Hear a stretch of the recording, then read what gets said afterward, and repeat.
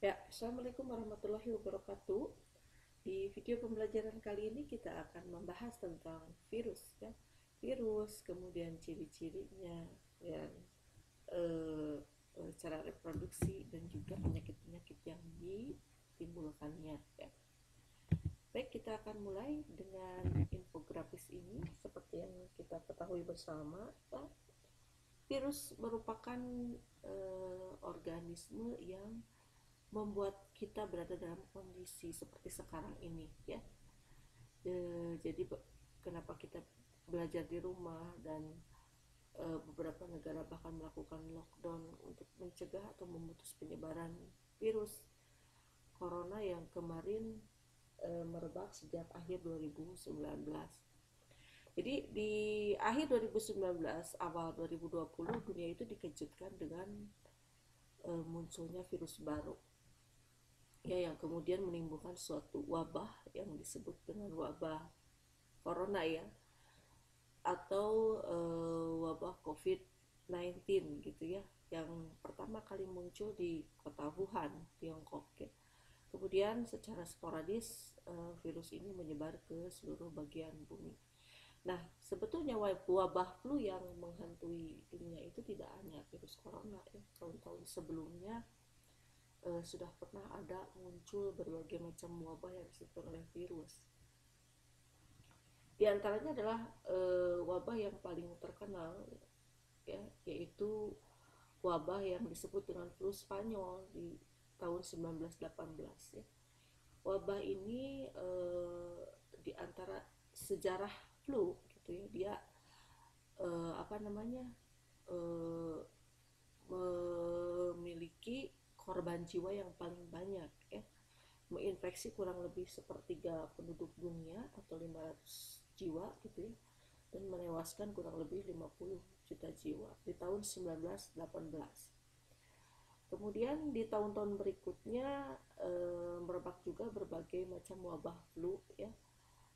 Meskipun jumlahnya tidak se ekstrim flu Spanyol, tapi tetap keberadaannya itu memakan korban jiwa yang cukup banyak, ya, seperti flu Asia, flu Hong Kong, flu burung. Kalian bisa lihat infografisnya pada infografis ini, ya, bisa mencermati sendiri penyakit SARS, flu babi, dan terakhir ini adalah penyakit COVID-19 ini 2019. Entah sampai kapan pandemi ini berakhir. Yang jelas di sini mungkin digambarkan jumlah tewasnya itu masih di awal-awal, mungkin dulunya, sekarang sudah mencapai puluhan ribu orang jumlah tewas.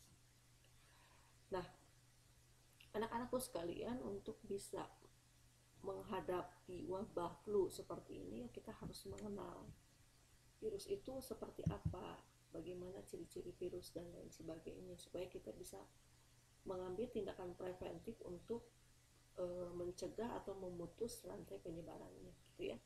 Nah, virus flu itu sendiri pertama kali ditemukan oleh, bukan virus flu, ya, virus itu sendiri pertama kali ditemukan oleh Adolf Meyer. Dia adalah seorang ahli kimia pertanian yang berasal dari Jerman. Kemudian pada proses penelitiannya dia menemukan bercak-bercak pada tanaman tembakau. Kemudian dia melakukan percobaan seperti ini, ya. Jadi si tembakau yang ada bercak-bercak atau tembakau yang berpenyakitnya, seperti yang kalian lihat di gambar ini, ya, tembakau tersebut kemudian dia tumbuk, campurkan dengan air, diekstraksi begitu, ya. Kemudian disaring dengan saringan yang bisa menyaring bakteri. Artinya bakteri dengan ukuran terkecil pun kalau disaring oleh saringan tersebut itu nggak bakalan bisa lolos saringan tersebut, tertahan di saringannya. Nah, si virus ekstrak tembakau tadi yang memiliki virus, ya, gitu, ya, disaring oleh saringan seperti itu, kemudian hasilnya disemprotkan ke tumbuhan tembakau yang masih sehat. Dan apa yang terjadi? Ternyata yang terjadi adalah tumbuhan yang sehat tadi terinfeksi penyakit yang sama. Maka si Adolf Meyer ini menyimpulkan bahwa si virus tersebut ternyata merupakan organisme yang lebih kecil dari ukuran bakteri, dan dia menginfeksi tanaman tembakau yang sehat yang berada di sekitarnya ya. Nah, jadi di sini disimpulkan bahwa virus memiliki ukuran yang sangat-sangat kecil. Virus itu sendiri diambil dari kata virulen yang artinya menular begitu ya, karena cairan yang disemprotkan Adolf Meyer ini ternyata bisa menularkan penyakit yang waktu itu ditelitinya, maka disebutlah virulen, disebutlah virus organismenya gitu ya. Nah, apa saja ciri virus itu? Nah, sekalian, virus itu merupakan organisme yang sangat bervariasi sekali bentuknya ya. Kalau kamu lihat di gambar ini, ada yang berbentuk batang, ada yang memiliki bentuk khusus seperti ini ya, ada yang memiliki bentuk bulat, ada juga yang memiliki bentuk apa namanya teh, huruf T seperti ini. Misalkan yang huruf yang berbentuk batang ini misalkan tobacco mosaic virus ya, yang mengakibatkan penyakit pada tembakau yang tadi Ibu jelaskan di awal ya. Kemudian virus yang berbentuk heksagonal seperti ini, ada juga virus yang berbentuk bulat seperti ini coronavirus. Coronavirus yang ada yang kita alami sekarang itu bentuknya seperti ini, mirip juga dengan virus HIV ya bentuknya. Kemudian ada bakteriophage yang memiliki bentuk virus seperti huruf T ya. Ini bentuk-bentuk virus di bawah mikroskop elektron ya. Sekali lagi, virus itu ukurannya sangat kecil, ukurannya itu 10 hingga 300 milimikron. Bahkan virus terkecil itu hanya memiliki diameter itu 20 nanometer, yang lebih kecil dari ribosom yang ada di dalam sel tubuh kita ya. Jadi ukurannya sangat kecil, 10 sampai 300 milimikron. Ini yang ada di hadapan kalian ini ada ukuran-ukurannya juga ya.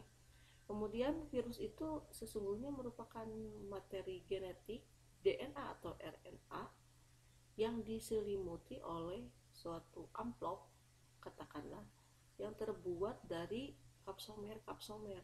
Nah, si kapsomer ini terbuat dari bahan berupa glikoprotein. Kapsomer itu akan bersatu membentuk amplop menyelimuti materi genetik yang ada di virus tersebut, yang kemudian kita sebut dengan kapsid ya. Jadi virus itu sekali lagi ukurannya kecil, 10 sampai 300 mikron, kemudian dia hanya terdiri dari materi genetik RNA atau DNA saja yang diselimuti oleh kapsomer yang membentuk amplop yang kita sebut dengan kapsid, di mana setiap kapsomernya itu terbentuk dari bahan yang kita sebut dengan glikoprotein ya. Jadi itu ciri virus. Virus itu tidak memiliki organel-organel seperti sel-sel yang lain, tidak punya ribosom, tidak punya mitokondria, sehingga dia tidak bisa melakukan metabolisme ya. Jadi untuk melangsungkan atau untuk memperbanyak dirinya, bagaimana? Dia harus meminjam tubuh makhluk hidup lain supaya dia bisa bereplikasi, supaya dia bisa melakukan reproduksi. Oleh sebab itu dikatakan bahwa si virus ini dia hanya bisa hidup pada organisme-organisme hidup ya. Dikatakan juga bahwa virus ini bersifat parasit obligat atau parasit sejati, karena di luar tubuh makhluk hidup dia itu bisa mengkristal ya, dia dikristalkan di luar tubuh makhluk hidup. Dia akan hidup kembali kalau masuk ke dalam makhluk hidup yang menjadi inangnya, seperti itu ya. Oleh karena si virus bisa dikristalkan, tapi virus juga bisa bereplikasi, bisa memperbanyak diri, memiliki materi genetik, maka dikatakan bahwa virus itu peralihan dari benda hidup ke benda mati. Kenapa diklasifikasi makhluk hidup menjadi 5 kingdom? Virus itu nggak ada karena virus nggak bisa dikatakan sebagai makhluk hidup karena dia peralihan, memiliki ciri peralihan dari benda mati ke makhluk hidup. Sekali lagi ya, seperti itu. Baik. Nah, virus itu bereproduksi dengan 2 cara, yaitu yang pertama adalah cara litik dan yang kedua adalah cara lisogenik. Kalau kamu amati di sini, ini cara litik. Cara litik itu adalah cara reproduksi virus yang diakhiri dengan pecahnya sel inang, kemudian virus yang baru akan keluar. Berbeda dengan daur hidup virus secara lisogenik seperti ini, tidak diakhiri dengan pecahnya sel inang, tapi si materi genetik virus itu nanti akan menyisip ke materi genetik tubuh inangnya. Mungkin lebih jelasnya lagi ada di slide berikutnya seperti ini ya. Jadi reproduksi virus itu bisa menempuh dua cara, bisa siklus litik, bisa siklus lisogenik. Kalau yang siklus litik dimulai dari proses yang pertama yang disebut dengan fase adsorpsi. Jadi si virus ini nempel di sel inangnya. Kemudian setelah nempel dia akan mengkontraksikan ekornya dan memasukkan materi genetik ke dalam tubuh inangnya. Ini yang kita sebut dengan fase penetrasi atau fase injeksi. Apa yang terjadi setelah fase penetrasi dan fase injeksi? Maka si DNA virus tersebut dia akan menguasai metabolisme sel inangnya, sehingga nanti DNA dari sel inangnya itu sendiri akan mengalami kehancuran begitu ya. Dan kemudian si virus merajalela dan dia bisa mengalami replikasi, bisa memperbanyak diri seperti ini. Asalnya hanya satu materi genetiknya jadi banyak.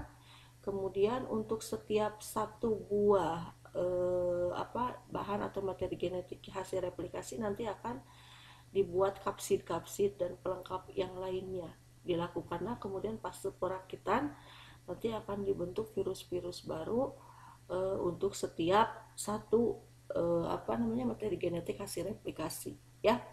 Kemudian diakhiri dengan proses lisis, pecahnya sel inang, kemudian virus-virus baru keluar dan akan menginfeksi sel inang yang lainnya. Itu kalau misalkan tubuh kita tidak memiliki imunitas. Tapi bagaimana kalau jika tubuh kita mengalami imunitas?